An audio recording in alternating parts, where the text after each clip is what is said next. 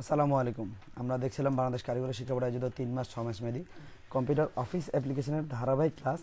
আজকের ক্লাসে ইলেকট্রিসিটি যাওয়ার পর আমরা ক্লাসটা রেকর্ড করছি। রেকর্ড করে আমরা ইউটিউবে আপলোড করবো ইনশাল্লাহ। আপনারা যারা আমাদের এই ব্যাচের ফার্স্ট টপিকটা দেখে নিয়েছেন ইউটিউব থেকে, আপনারা অবশ্যই এই পার্ট 2 অর্থাৎ সেকেন্ড টপিকটা দেখবেন। আমরা এটা আপনাদেরকে লিঙ্কগুলো দিয়ে দেবো ইনশাল্লাহ।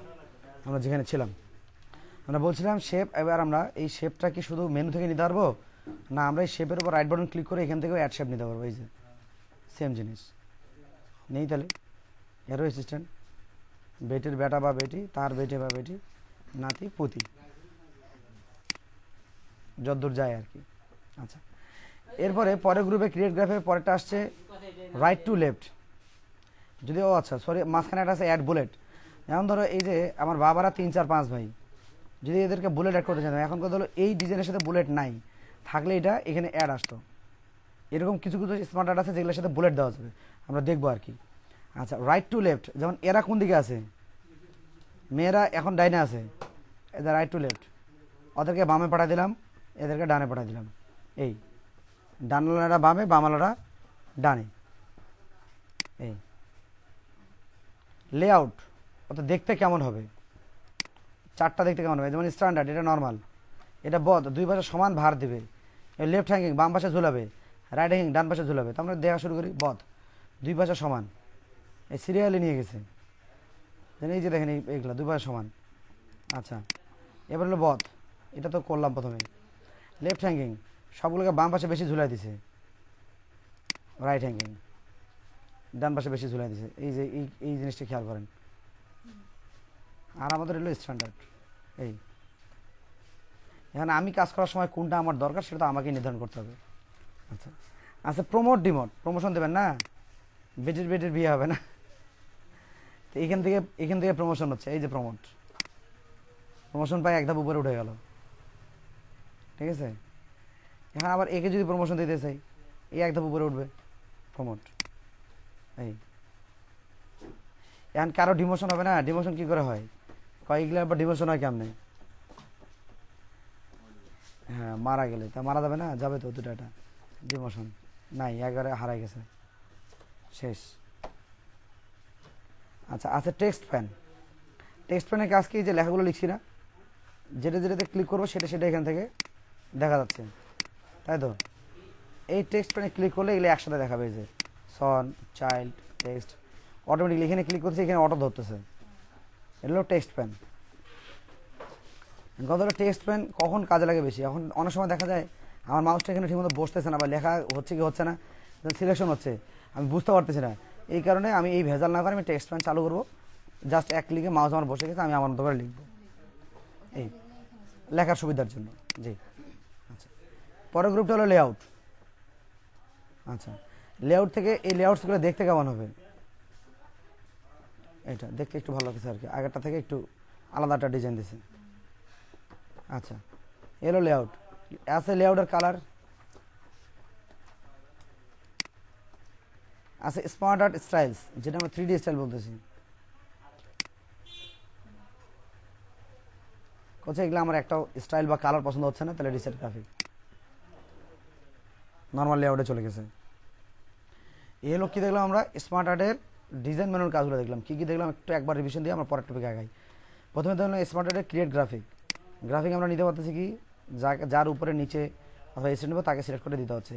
এবার রাইট টু লেফট লেখাগুলোকে একটাকে ডান থেকে বামে, বাম থেকে ডানে দিতে পারতেছি। লেআউট ডিজাইনগুলো আমরা চেঞ্জ করতে পারতেছি, যে আমরা এটা দেখতে কেমন নেব। এরপরে আমরা প্রমোট ডিমোট করতে পারতেছি, যে একে প্রমোশনে পাঠাবো, একে ডিমোশনে পাঠাবো। এরপরে কী করতেছি, আমরা টাস্ক প্যানে দেখতেছি, একবারে টেক্সট প্যানে সবগুলো লেখাগুলো দেখা যাচ্ছে। এরপরে কি আমরা লেআউটস থেকে দেখতেছি যে আমি এই ডিজাইনটা কেমন নেব, যেমন এটা আমার নর্মাল ডিজাইন ছিল, যেটাকে আমরা স্ট্যান্ডার্ড বলছি। এবার আমরা স্মার্ট আর্ট স্টাইল থেকে কালার নিচ্ছি, যে আমি এই ধরনের একটা কালার নেব আমার মতো করে। যেমন এরপরে আমি কালারগুলোর পর আমি বলছি স্মার্ট আর্ট স্টাইল থেকে আমি এটাকে 3D ডিজাইন নিয়ে নিচ্ছি আর কি, দেখতে বাটনের মতো আর কি। এরপরে এগুলো আমার 3Dগুলো যদি পছন্দ হয়, কালার পছন্দ হয়, আমি রিসেট গ্রাফিক করে দিচ্ছি। আচ্ছা, এগুলো হলো আমার স্মার্ট আর্টের ডিজাইন মেনু। আমরা এবার পরের মেনুটা দেখব, ফরম্যাট মেনু। ফরম্যাট মেনু কতবার দেখবো, ফরম্যাট মেনু ক্লাস করতে করতে আমরা প্রায় আধা ঝাঁঝরা হয়ে গেছি, কারণ আমরা পিকচারের ক্ষেত্রে ফরম্যাট মেনু ক্লাস করছি, টেবিলের ক্ষেত্রে ফরম্যাট মেনু ক্লাস করছি, আমরা ক্লিপবোর্ডে ফরম্যাট মেনু ক্লাস করছি, আমরা গতকাল শেপেও কিন্তু ফরম্যাট মেনু ক্লাস করছি। আর কিছু বাড়তি আছে, বাড়তিগুলো শুধু আমরা আলোচনা করি।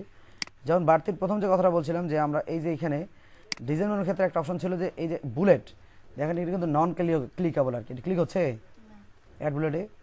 আচ্ছা, এবার যখন আমরা ফরম্যাটটা চেঞ্জ করব, সিলেক্ট অবস্থাতেই আছে, এখানে প্রথমে বলতে চেঞ্জ শেপ, এই শেপটা আমার পছন্দ হচ্ছে না, আর কোনো ভালো লাগছে না, ভালোবাসা দিয়ে দিলাম, একটা শেপ শুধু চেঞ্জ হলো, এই শেপটা চেঞ্জ করে দিই। তাহলে আমি কী করতে পারতেছি, এখান থেকে সিঙ্গেল সিঙ্গেল এক এক করে শেপ চেঞ্জ করতে পারবো। কথা হলো স্মার্ট আর্টের ভিতরে আমি শেপ কখন চেঞ্জ করি, ঠিক টেবিলের মতো। এখন একটা স্মার্ট আর্ট তৈরি করছি আমি এক পুরো পাতার, এক পাতা স্মার্ট আর্ট তৈরি করার পর যাকে আমি দিচ্ছি সে পুরো পাতার মধ্যে আমার যে কোনো একটা ডাটা আমার হাইলাইট করা ইমার্জেন্সি, সেই একটা ডাটা আমি কীভাবে হাইলাইট করবো?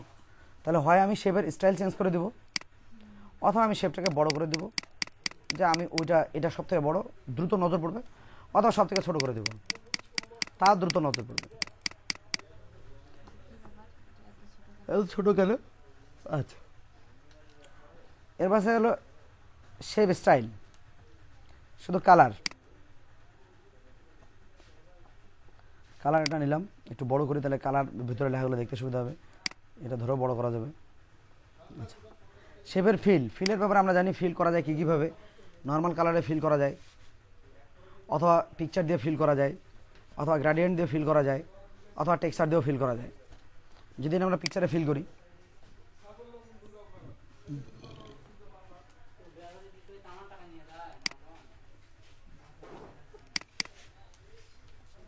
এই আমার পিকচারটা স্মার্ট আর্টের পিকচারটা চলে আসলো, আমার হাইলাইট করতেও সুবিধা। এবারে কি আছে, শেপের আউটলাইন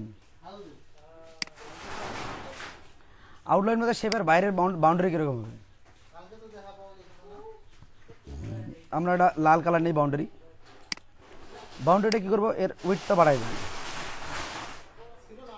6 ফিটই করলাম, অনেক মোটা হয়ে গেল। বাউন্ডারিটা কীরকম নেবো, ড্যাশ নিব, ড্যাশ করে দিলাম। সব ডিজাইনের ক্ষেত্রে ড্যাশ নাও আসতে পারে, এটা আমরা এর আগেও দেখছিলাম। আচ্ছা, এবার শেপের ইফেক্ট, প্রিসেট হতে পারে, শ্যাডো হতে পারে, রিফ্লেকশন হতে পারে, গ্লো হতে পারে, ঠিক আছে, যে ইফেক্ট আসুক। পরবর্তী টপিকগুলো নিয়ে আমরা আর কথা বলছি না, কারণ এই ক্লাসটা আমরা বাড়াবো না, কারণ পরবর্তী টপিকগুলো আমরা ওয়ার্ড আর্ট, স্টাইল, অ্যারেঞ্জ এবং সাইজ, এগুলো আমরা আমাদের ইনসার্ট মেনুর প্রিভিয়াস যে ক্লাসগুলো হয়েছে সেটা হলো যেমন table menu, picture menu, clip art, shape, এই পূর্বের 4টাতে আমরা কথা বলছিলাম। আপনারা যারা আমাদের পূর্বের ক্লাসগুলো দেখেন নাই, কাইন্ডলি পূর্বের ক্লাসগুলো দেখে নেবেন, তাহলে আপনাদের এই টপিকগুলো ক্লিয়ার হয়ে যাবে। তাহলে আজকের ক্লাস আমাদের এই পর্যন্তই। সবাই ভালো থাকবেন, সুস্থ থাকবেন, নিরাপদ থাকবেন। দেখাবেন ইনশাআল্লাহ আগামী ক্লাসে। আসসালামু আলাইকুম।